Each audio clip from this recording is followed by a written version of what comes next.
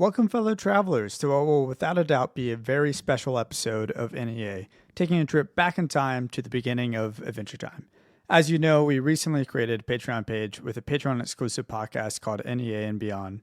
In honor of 10 episodes of NEA and Beyond, we've decided to release episode 1 titled NEA and Bat to episode 1 for free on our main podcast feed. As the title suggests, in this episode, we dove back into the very first episode of Adventure Time, now with a fresh and not so seasoned, but seasoned perspective. We hope you enjoy this totally not tangent heavy episode, and please join us at patreon.com/neverendingadventurepodcast for an extra dose of NEA content, our exclusive Discord, and more.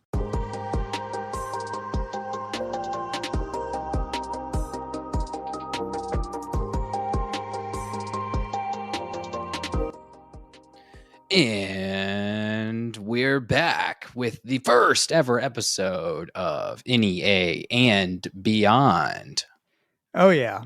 I really want like some awesome echo on that. I was just thinking about it. If we had Michael helping us on this, which we don't currently, and beyond, on, you know, something incredibly epic. But welcome, everybody. Welcome the truest travelers, really the ones that we love the most. I was just talking to Ned about this, like our audience for this. The sexiest lovelies, the least punchables. Yeah. The least punchable, without a doubt. The travelers that we want beside us on this journey. The other ones, man, who cares? We can leave them behind. They don't subscribe to our Patreon. We don't need them. They don't subscribe. No, I mean, seriously, though, this is awesome. If there's actually, I mean, we're recording this well before we launched the Patreon. So if anyone is listening, that's pretty incredible. I'm pretty pumped about that. You've hacked our Zencaster account if you're listening to this right now. So that's impressive. Yeah. That's impressive. Well, that is impressive. Overall, guys, what we did and really what we're in NEA and Beyond is going for is that we have a shit ton to say about a shit ton of topics. And obviously we have our segment, not so segment called We Don't Tangent on the normal Never Ending Adventure podcast. And so this is, I think maybe the concept of NEA is we only tangent.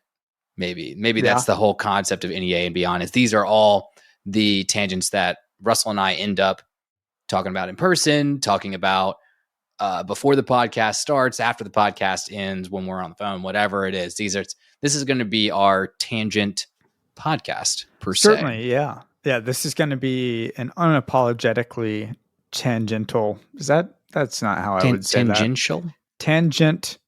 Full. Yeah. There you go. I like that better. Tangential. You're a tangential tangentleman. I don't like it. I already don't like it. All right, I'm done. Let's not record this. No. Man, we're pumped. I was trying to think of how we were going to start this because obviously, you know, this could just be a tangent off of an episode that we just recorded, which we'll probably do in the future. But it seemed to me the best way to start a podcast that is kind of a part of another podcast about Adventure Time is to go back to the beginnings, to the first episode that we watched. What was it, 2.5 years ago now? Yeah, almost getting close to 2.5 years. Yeah. Yeah. And also it just occurred to me too, what I'm really excited about this is I think we can be a little bit more personable. I mean, there are certain things that I hold back on the podcast or haven't talked about or won't go into because it's too much of a tangent or whatever. And I think this could also be a space for like, hey, you know, you'll get to know us a little bit more because we'll probably do a favorite things episode or a top whatever or least favorite whatever thing. So that's also exciting in my opinion. I think because I'm always trying to get to know Ned better. Yeah, well, I think that the other aspect of it and really what we've gotten good at, and this is actually kind of part of the topic I had for today, is that we've gotten really good at flow state conversations, but having an agenda of our notes on our episode, we have to talk about this steep point. We have to talk about our lovelies.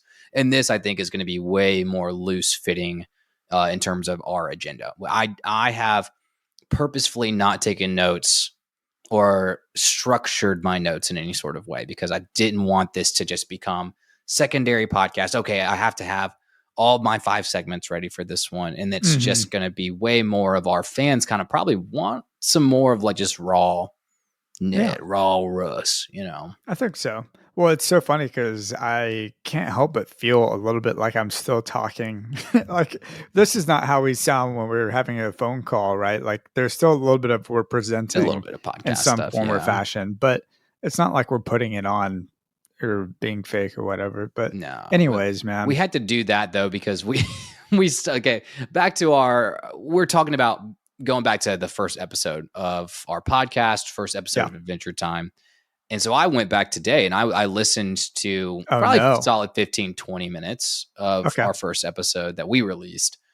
And that's actually where I just say the growth is that you're like, yeah, we may have like a podcast voice, but our etiquette was so bad. We were talking over each other the whole time. Both of us had too much that we like wrote down and had to say that we weren't even like listening to each other. And it shows, man. It was very Really? chaotic. Oh, Oh, dude, no. it's so chaotic. That's why when I'm trying to, I just don't even have any idea of what a good turnover is or what a good like retention is for new podcasts. And I looked at that first episode and we've gotten a lot, a lot of downloads on that first Yeah. episode comparatively to every other episode. I'm like, man, I wonder if every podcast deals with that where it's They like, have to. oh, Yeah. several thousand more than the next episode. Mm-hmm. And I'm like, man, maybe we weren't putting our best foot forward, but we were just getting into it. And also There was no other way to go figuring this about out. it than Yeah, that. Yeah. I would definitely. rather have like bombed on the first season or learned and grow, not bombed. We did not bomb on the first season, but I'm way more excited the fact that we have this down to a science. It's easy. We're I would say we're pretty good at it at this point, just with talking and podcasting. When we Sometimes kicked I off feel that season way. 5, I thought that was a great place to kind of be like, Yeah, I mean, truly, when we recorded yesterday, it feels like a kind of like kicking off the next phase next half. Totally. of the next half. Yeah. Well, Ned, I mean, I remember going to your house here in Nashville when we recorded that first episode. I remember driving over being crazy nervous. And I had a segment that I wanted to do. And I'm not fully going to do it, but essentially what it was Oh was gosh. I can't remember if you told me or if Allie was like, don't do that. I basically just was like, had in my head, man, the Black Eyed Peas came on the radio, and I'm like, I'm just going to talk about how good the Black Eyed Peas are now. And maybe I did that in that first episode. And I if I th- did, I I apologize, can't. but There was something with that first it episode holds up. where we definitely cut something out. If Maybe I think that's what it if I was. remember, because it was before we had like gone to Michael's house to record, Yeah. and I feel like we turned it on and turned it off, turned it on and turned it off a few times with that recording segment. But the Black Eyed Peas segment sounds familiar to me. Yeah. Well, we definitely Did went you to go back? Centennial Did you like go right back through after your that. notes? Do you want to read your Black Eyed Peas No, no, no, no. I mean, notes it right was now? literally just, and this is what's so bad about it. It was literally just me going, holy crap, the Black Eyed Peas came on the radio today in my car. And I used to hate that band. And honestly, kind of a jam. I kind of enjoyed it. And It yeah, holds up really well, in my opinion. yeah, there's a couple of bands like that that I am always surprised by whenever I hear them again. There's that one band from, and I can't remember their name, so I shouldn't even brought it up, but from like the 2010 era, and they had a banjo, and it was like really fast paced banjo music, and everybody loved Oh, it. was it the Um, ones that they did the remixes of like the songs? They did like Banjo Green Day and no, stuff no, no, like that. no. It was like a No. legit band, but anyways, doesn't even matter. I'm sure it'll come to me eventually, but regardless, this episode, man, Slumber Party Panic, getting back into it was kind of fun. I kind of really enjoyed just like going back to the beginning of the show and Yeah. How do you seeing what my feel? reaction was going to be. It's got to be a very, very different. I'm sure you've like rewatched episodes, obviously a little bit to this point, but like it's got to be a very different experience Yeah.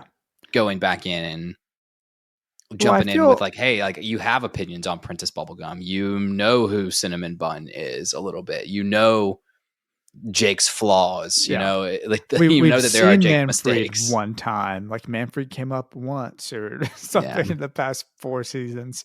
No, it was kind of like, visiting an old friend, right? Like for the first time in a while, you pick up right where you left off. they've aged a little bit, but so have you, and you just don't acknowledge it. That's kind of what I felt like when I was watching it. And also had a couple weird observations, like Finn's voice is so different, and It's it's just so because different. he aged, right, and Yeah, we're he aged aging with the with him show. quite Yeah. literally, yeah. And it kind of is distracting at first because I'm like, Hmm. that's not how Finn sounds. I think the I don't know lines are this Finn. I think the line, maybe it could be in the post production. The lines seem like they are delivered faster too. Like there's less gap Yeah, in the dialogue too. So high I pitched agree. Finn that's faster. It feels a lot different. It does feel a lot different. It's definitely yeah, quicker paced. The jokes are just as good as I remember them being though. And I kind of loved how they immediately introduced, and this wasn't, I remember us talking about, this wasn't the first episode that they did for Adventure Time, right? This was Hmm. like episode 7 or something, and Yeah. or maybe episode 7 was supposed to be the first episode. Regardless, I remember they introduced Jake's powers right off the bat. Like the first thing you see is Jake And growing Lady, and like yeah. chasing Lady around. And then the very next scene is like Princess Bubblegum being a scientist and growing or trying to like grow the dead or, reanimate the dead. And Finn is just this like totally oblivious to what is happening, but so excited about it and so ready for an adventure of any kind. And you get so much of those characters and what we've learned Hmm. about them packed Especially how into a much few we seconds. Yeah, especially how much we talk about canon, how much that you kind of get in this first episode. Like Yeah. the candy people are made of candy. Princess Bubblegum's their leader. She's got these crazy science powers. Jake has a serious girlfriend, and Finn is this gung ho, caution to the wind type adventurer. That's a lot. That's a lot in a first Without 11 a minutes doubt. getting introduced to a show. Yeah. And not only that, but it's a top tier episode. They did that all with it still being, and to this day, like having watched 4 seasons, I would say without a doubt, it's an episode that I would always rewatch when I'm going Yeah. back through. Like I really enjoyed this episode. I remember it's better than the next zombie episode that they did. And Yeah. When they do from bad to that's worse, great. I do appreciate from bad to worse, but uh, yeah, it lacks a little. It lacks even like a je ne sais quoi, I guess. But Yeah. Just a little bit, but still, regardless, And also, I think when we released that first episode, right, we had that one TikTok that did okay, and I remember we were sitting because we were yeah, like celebrating recording or whatever, and we were at gosh, Tailgate West, and I remember that TikTok was at like 25,000 views or and you were something, like, "Holy and shit!"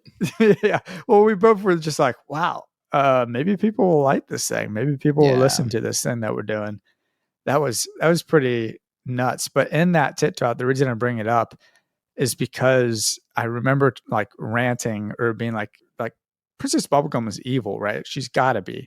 I think is like my hook or yeah, whatever you in did. that Yeah. TikTok. You talked about that, and I talked about a lot of fascism in And her government stuff, and it's pretty pretty much. crazy. I mean, there were three things that stuck out to me rewatching this, and it's like Princess Bubblegum is it's well, first, it's a little weird that she used to date someone that she created. I can't quite get over the fact that she dated old Mr. The old man Cream Puff or whatever his name Yeah, is, old Mr. Cream Puff. old Mr. Cream Puff.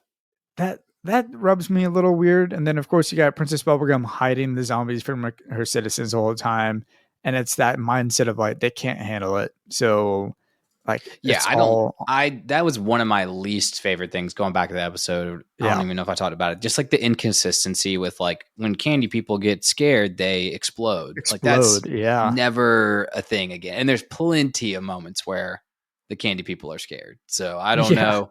They probably just kind of were like, holy shit, if we have to make them explode every episode where they might be scared. It's going to be a really annoying canon fact about candy people. Oh yeah, they're always afraid to explode whenever you see one. That would be Yeah. horrible. I mean, the lich flies anywhere and half Or the we can citizens assume, explode. that Princess Bubblegum, in her I'm serums like that a she new has, like formula. Yeah. a new potion, non-exploding potion, something or other. Hmm. Yeah, because okay, after listening back and then rewatching this one back, I don't know if this like stood out to you of something we really didn't talk about, but I'm like maybe now, because we are going back into like the larger, what does this mean for the universe and the longevity of kingdoms, and things can be thousands of years old. Dude, we just didn't even talk about the fact that her candy people and her kingdom is essentially immortal now. Mm. Like, there's no more death in the candy kingdom. If Yeah. so, one, first of all, Starchy's out of a job.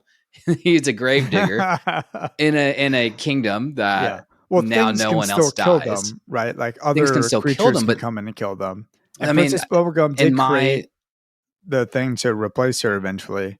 So like she's exactly, still aging, but it's just going to be a really long time yeah. But the before she thing, actually dies. and I noticed in this episode specifically, the zombies that are dead always look like they have, oozing stuff out of like part of them that's been bitten off. So I would assume that a candy person could die in any way, and she could use the serum to bring them back Yeah. just by, so like in essence, this is has implications to like, okay, she doesn't have to keep creating candy people anymore. This could be it, unless she wants to grow the city. But if she wanted her city to stay this size, this is all she'd have to do to create. She wouldn't have to create any more candies because they're Yeah. essentially immortal at the end of the day. Unless she So needs an army for some reason. I mean, I don't know. yes, That'd be cool. I would love to yeah, see. And also, gosh, you have like one of the coolest creatures and all of.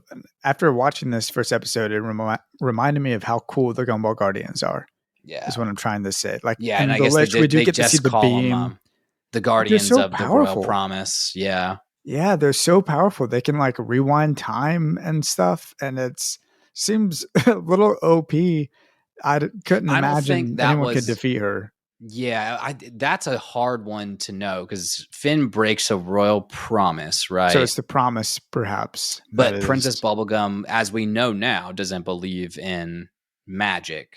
Yeah. So did she create these Gumball Guardians again as the defenders of the royal promises to have the ability to basically freeze and turn back time? I don't Um, know. it would have to be, otherwise Princess Bubblegum would have no explanation of that. So Yeah. she now has the power to freeze and rewind time, at least in small segments. Again, Yeah. we're just little things we missed in terms of just like, holy shit, like Yeah. what is she doing? She is like doing too much.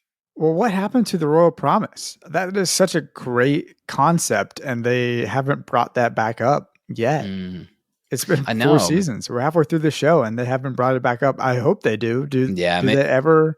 I don't, not to my knowledge. There could Man, be that's a maybe one bummer. more, but not to my knowledge. If I had to take a theoretically speaking on that specifically, it was everybody realized that the royal promises were too OP. So they Yeah. stopped making them. She's like, make me a royal promise. And everybody'd be like, no, I don't want to die a fiery death. Yeah. Well, it just makes for a really sick twist at the end of a good episode already. Like, I'm already pretty pumped about what's going on in this episode, and it kind of comes to a nice little conclusion. But then the royal promise aspect of it just adds a little bit extra that makes you like really excited, probably for the Mm-hmm. rest of the show if you're a little kid, and Yeah. for me as well. Yeah. Well, it finally sends home the episode home with one last like magical touch. If we went Mm-hmm. from, okay, here's all the cool magical characters to here's like zombies and raising people, the candies from the dead. And then kind of kicking on, like finishing the episode with these huge gumball guardians and time travel and reverse stuff. And so it's a fun episode of like, okay, this is a universe of absolute chaos. No Yeah, rules. yeah. I did have an issue with them bringing back people back to life or whatever, right? So she does that, and All my some of dead them still let relatives. do what? Oh, yeah, yeah, All yeah. my dead relatives. So it bothers me in the sense that they weren't all young and healthy like Finn, as Princess Bubblegum kind of promised the Finn at the beginning of Mm, this episode. Some of them were like still really old and still like didn't look that great. And essentially, what's going to happen is they're all going to die again soon. It seems like she yeah. brought them back in the condition they were in as they died, probably. Yeah. And Pretty that sucks. Colonel Candy Corn, who is one of the old ones that they brought back, does have a redemptive old man kind of death moment later on. Well, So all my dead relatives, and then your relative is going to die again in like a month. I'm sorry. but They're maybe still very not. old. But Maybe maybe not. not. Like Yeah, again, maybe she they just brought look them old. back to life. Why would aging re-kill them if they were brought back to life from aging? That's why I think this got to be like an interesting immortality concept here. I don't know. I didn't think about that. That's interesting. But Starchy is there, and Starchy freaking explodes. Yes. That is not explained at all.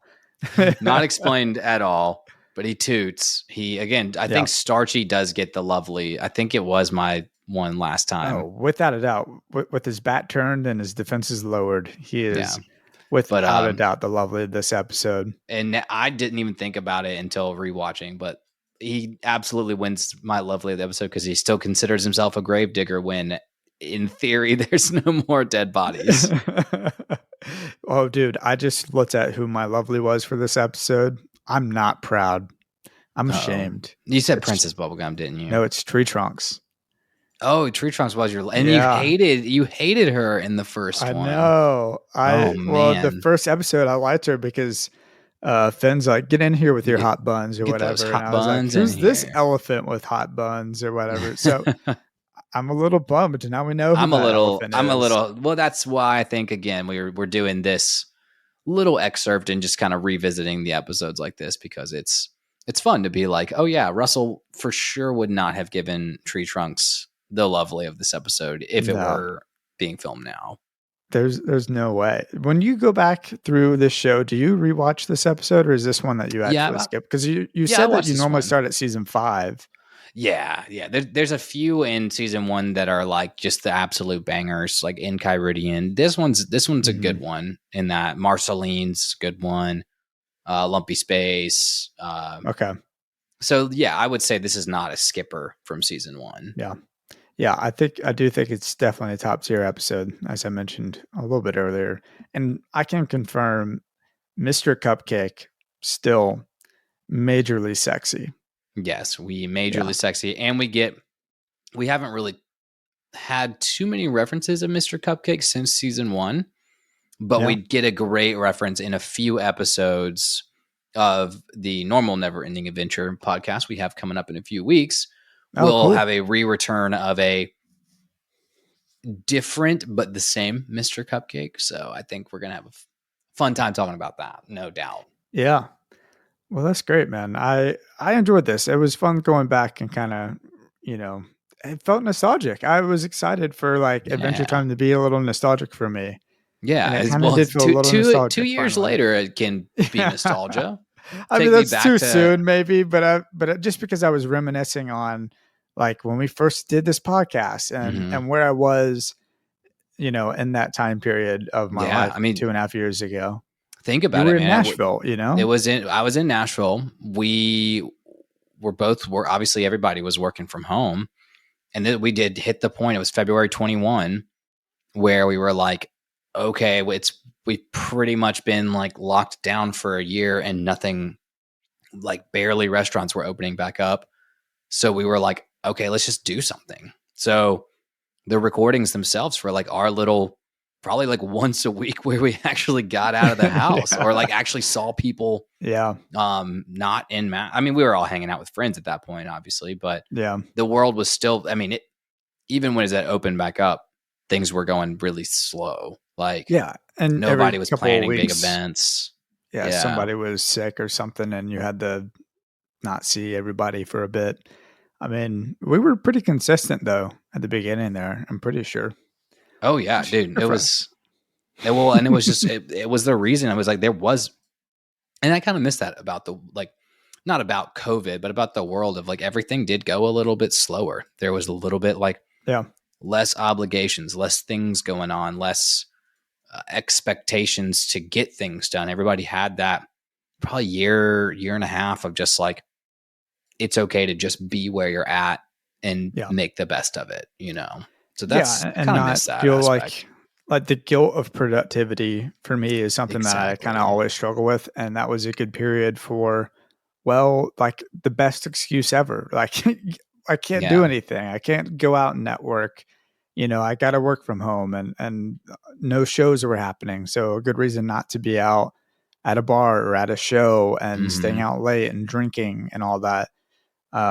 If I'm looking at the positives personally, those were some of the things that I was grateful for, having a little bit of a period, especially in my 20s, where I spent most of my 20s after college, like doing all those things constantly, like constantly trying to like find a band to manage or whatever it was, you know? So it was nice having a little bit of downtime from all of that chaos and Mhm. stress. Yeah, I mean, downtime and being like, "Hey, like, what I need to get done today to make money and stay mentally afloat is productive." Whether that Yeah. is a podcast, whether that is getting out and exercising, whether that's just playing video games. That was like a time in life where they were like, "Yep, do what you need to do with no judgment, with no societal like, well, that's not very productive or that's not going to Yeah. get you a new job." Like, you know what I Yeah. mean? Yeah, I think at that point, our parents were just happy that we still had jobs. Exactly, Yeah. It's exactly. like, yeah, I'm still working in the same company. Fortunately, music people were still streaming music even during, moments when they couldn't go out to shows, so Yeah. Yeah. music publishing, Music couldn't place to sneeze in be. your face. Yeah. Yeah. For sure. Well, it's funny because I work for a company that's all about this is a tangent, but this is what we're here for. All about basically saying like, hey, music is an asset class.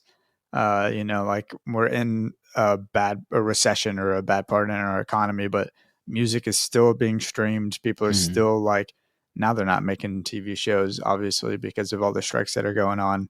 So there's not sync money coming in, but there's a lot of ways that they were trying to brand as like, hey, invest in music. This is how you can do it through music publishing, through the song composition, copyright, and stuff like that.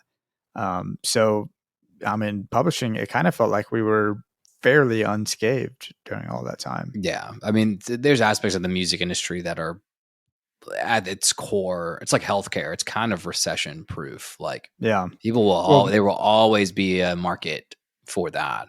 yeah. But It'll meanwhile, always half our look friends lost different. their jobs, Yeah. like everyone at an agency at CAA or WME or I mean, shoot, wherever. dude, I had Yeah. barely left the events industry, and that one got Yeah, that's true. completely toppled. That's very true. Yeah. Dang, man. Anyways, that's interesting. I really don't spend much time reminiscing about that time period because I think most of us just don't even want to talk about it. No, no, you know, it's weird to reminisce about it as like because in the moment we were like, well, shoot, like we don't get to go do the activities, meh, meh, meh. And hmm now I think we've come out of it, and 2023 specifically, I feel like the world's been so busy. Like find a yeah, new job, everything's fucked. Everybody's needs to make more money. We need to go pick it more about stuff. And I was like, God bless, we just got through COVID, and everybody's feedback on COVID for the most part was, man, it was really nice that like the world quieted down and we focused on what mattered. And I feel like we just yeah, immediately forgot that lesson. That we're just like, oh, everything's chaotic again. yeah. Well, hey, man, I always try and take a day off. I mean, that's kind of even back then, that was my policy of like Saturday, I think is what it used to be and kind of still is. Now it's kind of Saturday and Sunday, but like I'm not touching work. I'm not touching the podcast. I'm not touching anything like networking or anything. I'm just taking a day completely off. And I think rest is so important. I've got friends that like way overtrain for like weight training or cycling or whatever, and even with that stuff, with sports or whatever it is that you're doing actively, like you got to let your body recover and you got to take some time so you're not just like, going to get burned out. Cause that's how you Yeah. stop doing the thing that you love. And that's how you stop loving the thing that you've been doing is that you don't ever take any moment to step back and rest a little bit. Yeah. Oh, that's why like I'm definitely signing off of this podcast tonight and going and couching it and being quiet for a while. We just came back from a weekend trip with friends that was prefaced by a dinner out for Jackie's birthday. So I have been doing nonstop social interactions since like Thursday at 5 o'clock last Yeah. week, and today is Monday evening. So I have like literally not stopped like working or talking to people in like Yeah. 5 days. Well, let's if you have nothing else to say about the episode, Ned, I think we could No, end. kind of That's start yeah. wrapping this up. I had to get those notes on a couple of things I missed, but a lot of just like, and then the notes of like, hey, I go back and listen to that first episode, even as a fan. It's funny. It's funny to listen to us now and then listen to us back then of the things that are the exact same, but also some of the ways of like, man, we had some painful like reading of our notes back then Oh, too. dude, Like I really don't want to listen to it because of that reason. I've thought the about it first in the three, past. I think, are really bad. That It bothers me, and that's why I haven't listened to them in 2 years. Okay, well, the good thing is we're not No. going to do in our NEA and beyond, guys.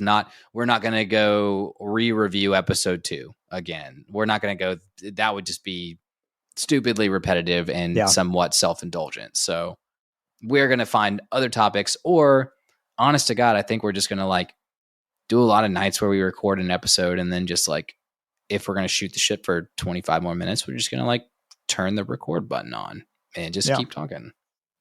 Yeah, I think it'll be pretty loose, and maybe certain episodes like that will be, I don't know if we'll frame it a different way or whatever, but we'll figure this kind of the concept and really the podcasts after the podcast out as we go on. Maybe certain episodes will be NEA and beyond, and then other things we just won't label, or it'll have a different name entirely, like we might have NEA and beyond, but it won't be an episode number. It'll be just like a Ned talks about jewelry, or Russell talks about punching his cousins in the face.